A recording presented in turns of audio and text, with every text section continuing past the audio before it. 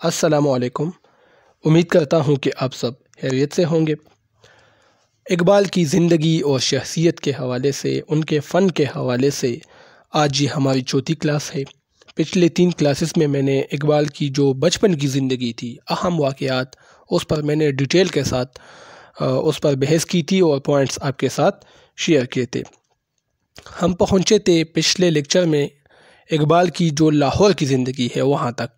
وہاں انہوں نے فلسفے کی تعلیم حاصل کی، پھر وہاں پر انہوں نے معلمی کا یعنی استادی کا پیشہ اختیار کیا۔ اورینٹل کالج ہی میں یہ اقبال پڑھاتے تھے۔ اقبال جب لاہور میں تھے تو اس وقت انجمن حمایت اسلام کی جگہ جگہ پر محفلیں اور مجالس منعقد ہوتے تھے۔ بہت سے لوگ اس میں شرکت کرتے تھے۔ ہزاروں کی تعداد میں لوگ یہاں ان محفلوں میں آتے تھے۔ اقبال بھی ان کے مجالس میں، انجمن حمایت اسلام کے مجالس میں جاتے تھے، اور جب مشاعرہ ہوتا تو اقبال بھی اپنی نظم اس انجمن حمایت اسلام کے پلیٹ فارم سے اپنی نظم سناتے تھے۔ ایک بار اپنے دوستوں کے ساتھ اس انجمن میں چلے گئے۔ وہاں پر بڑے بڑے شعراء بھی آئے تھے۔ ارشد گورکانی صاحب جو اس وقت کے ایک مانے ہوئے شاعر تھے، وہ بھی بیٹھے تھے۔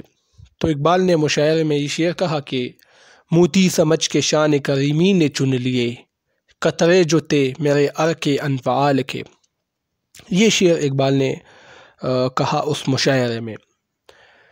تو اس پر جو ارشد گورکانی صاحب تھے تو انہوں نے کہا کہ یہ عمر اور یہ شعر، یقیناً یہ بچہ بڑا ہو کر یہ ایک عظیم شاعر بنے گا۔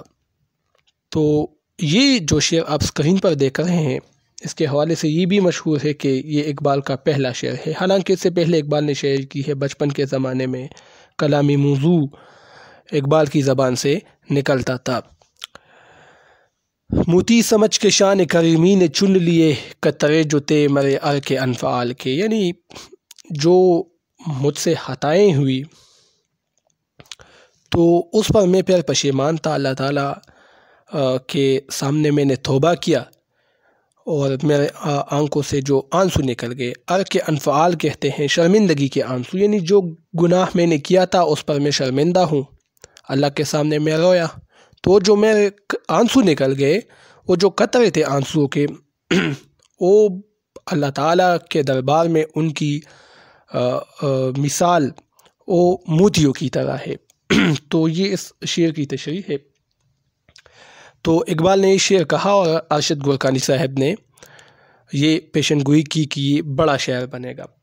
اقبال انجمن حمایت اسلام میں ترنم کے ساتھ نظمیں پڑھتے تھے۔ ترنم ایک تحت اللفظ ہوتا ہے اور ایک ہے ترنم جس میں موسیقیت ہو، غنائیت ہو۔ تو اقبال خوش الحانی اقبال کی فطرت میں شامل تھی۔ خوبصورت آواز کے ساتھ اقبال شاعر اپنی شاعری، اپنی نظمیں سناتے تھے۔ انہوں نے ستار بھی خریدا تھا، جو بجایا جاتا ہے ستار، اور اس کی پریکٹس بھی کرتے تھے کیونکہ انہیں ترنم اور موسیقیت سے بہت شوق تھی۔ تو انجمن حمایت اسلام میں ترنم کے ساتھ اقبال نظمیں پڑھتے تھے۔ 1900 عیسوی میں نظم نالہ یتیم انجمن حمایت اسلام کے پلیٹ فارم سے پیش کی، جس پر ڈپٹی نذیر احمد نے انہیں داد بھی دیا۔ 1900 عیسوی میں ڈپٹی نذیر احمد بھی موجود تھے۔ تو اقبال نے نظم نالہ یتیم پڑھی، وہ سنائی، یہ نظم بانگ درا میں شامل ہے۔ تو ڈپٹی نذیر احمد نے کہا کہ میری کانوں نے انیس اور دبیر کے مرثیے بھی سنے ہیں، لیکن آج جو نظم میں نے سنی ہے نالہ فراق، تو یقیناً اس نے مجھے بہت متاثر کیا ہے اور اس کی کوئی ثانی نہیں ہے۔ اقبال کا ابتدائی دور کا کلام رسالہ مخزن میں شائع ہوتا تھا۔ یہ پوائنٹ ضرور یاد رکھیں۔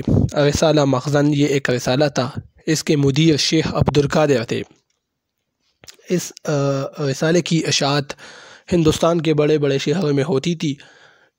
تو اقبال کا جو کلام تھا وہ بھی اس رسالے میں شائع ہوتا تھا، جس نے اقبال کو اور بھی زیادہ مشہور معروف بنایا۔ 1905 عیسوی سے پہلے کی شاعری میں قوم پرستی، مناظر قدرت، فلسفیانہ افکار کا آغاز اور حب وطن وغیرہ جیسے موضوعات اقبال کی شاعری میں شامل ہے۔ یعنی اقبال کی اگر ہم ابتدائی شاعری دیکھیں تو اس میں وہ قدرت کے مناظر کے دل دادا ہے۔ یعنی ان کی نظم آپ بانگ درا میں دیکھیں، مکھڑا، مکڑی، پہاڑ اور گلہری، تو قدرت کے مناظر کے بڑے دل دادا تھے، اور یہ ابتدائی دور کی شاعری میں انہوں نے مناظر قدرت پر قلم اٹھائی ہے۔ اسی طرح قوم پرستی بھی اقبال کے اندر تھی۔ اقبال کا تعلق ہندوستان سے تھا، ہندوستان سے اسے محبت تھی، تو ابتدائی دور کے کلام میں وہ وطن سے محبت کے امین قرار پائے گئے ہیں۔ ان کی شاعری میں محبت سے، وطن سے محبت کے عناصر پائے جاتے ہیں۔ اسی طرح فلسفیانہ افکار کا آغاز بھی اس دور میں ہوا تھا۔ مثال کے طور پر ان کا فلسفہ حیات و ممات دیکھے، زندگی اور موت کا فلسفہ، یہ اقبال کا ایک فلسفہ ہے زندگی اور موت کے حوالے سے۔ اس پر کافی ڈیٹیل میں بات ہو سکتی ہے، لیکن انشاءاللہ اس کو بعد میں پڑھیں گے۔ آپ صرف یہ سمجھے کہ اقبال کا جو فلسفہ حیات، زندگی اور موت کے حوالے سے جو فلسفہ ہے وہ یہ ہے کہ انسان جب وفات پا جاتا ہے تو صرف نظر سے فنا ہو جاتا ہے، صرف نظر سے فنا ہو جاتا ہے جبکہ وہ زندہ رہتا ہے۔ یہی اقبال کا فلسفہ ہے۔ ایک بار وہ دریا کے کنارے کھڑے تھے اقبال، ایک کشتی آئی، کشتی آ رہی تھی دریا میں، اور اقبال کی آنکھوں کے سامنے سے گزر گئی اور چلتی رہی۔ وہ کشتی چلتی رہی، آخر میں اقبال کی نظر سے اوجھل ہو گئی۔ تو اقبال نے اپنے فلسفہ حیات و ممات کے لیے یہ مثال دی ہے کہ یہ کشتی جو دیکھے سمندر میں آ رہی ہے، چلتی گئی، ہماری نظر سے تو فنا ہوئی، لیکن کشتی تو سمندر میں پھر بھی ان کا سفر جاری ہے، صرف ہماری نظر سے یہ اوجھل ہو گئی۔ تو اسی طرح انسان بھی ہے، وفات پا جاتا ہے، وہ صرف ہماری آنکھوں سے وہ اوجھل ہو جاتا ہے جبکہ وہ زندہ رہتا ہے۔ یہی ان کا فلسفہ حیات و ممات ہے۔ اور اسی طرح انہوں نے یہ نظم بھی پیار دی کی کنارے راوی، یہی جو مفہوم میں نے پیش کیا کشتی کا، جہاز زندگی آدمی رواں یوں ہے یوں ہی، جہاز زندگی آدمی رواں ہے یوں ہی، ابد کے بحر میں پیدا یوں ہی، نہا ہے یوں ہی، شکست سے یہ کبھی آشنا نہیں ہوتا، نظر سے چھپتا ہے لیکن فنا نہیں ہوتا۔ دیکھیں، نظر سے تو اوجھل ہو جاتا ہے، غائب ہو جاتا ہے نظر سے، جس طرح وہ کشتی نظر سے غائب ہوئی لیکن فنا نہیں ہوتا۔ اور یہی اقبال کا فلسفہ حیات و ممات ہے۔ اور اسی دور میں انجمن حمایت اسلام کے جلسوں میں جب یہ شرکت کرتے تھے اور یہ جب استادی کرتے تھے تو اس وقت میں انہوں نے یہ فلسفہ پیش کیا۔ آج کا لیکچر تھا، نیکسٹ لیکچر میں ملیں گے انشاءاللہ، پھر یہاں سے ہم سٹارٹ لیں گے۔ اب مجھے اجازت دیجیے، اللہ حافظ۔